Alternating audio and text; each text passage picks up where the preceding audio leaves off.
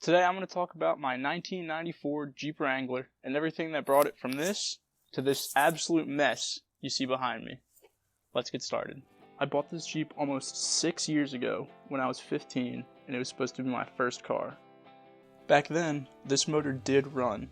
It didn't run great,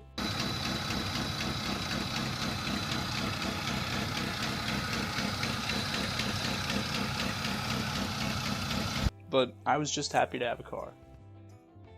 Eventually, problems snowballed, the county police hated my fun, and we had to move it to a farm where it sat for about 4 years. One day, home from winter break, I convinced my parents to let me put it in their garage, and work finally took off. I pulled off the body, completely repainted the frame, ran new brake lines, installed a 4-inch rough country lift kit, painted the front axle, painted the steering linkage, new calipers, new rotors. I bought a Ford 8.8 from a junkyard, did some math, swapped it in, painted it, new rotors, new calipers, new brake lines, and by the way, after all that, it felt fantastic to have the chassis back on 4 wheels again. I rolled it outside, quick engine and trans delete with one of my buddies, and I started shopping around for their replacements. Eventually, Old Faithful delivered, and I found a $300 Chevy 350 and TH 350 from 1980 Corvette. I said, yes please, made sure to drop it on the ground when I got home, sold the 2-wheel drive trans for $200, and was left with a $100 potentially strong motor. I bought an engine cradle off Quadratech and tried to get that motor in.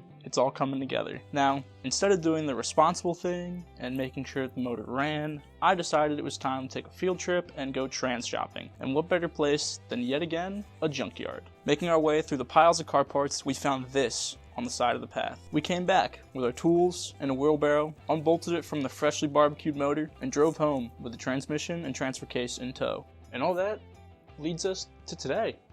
This huge mess that I've made. Check back next time on No Guarantees, where I try to figure out how to get this guy running.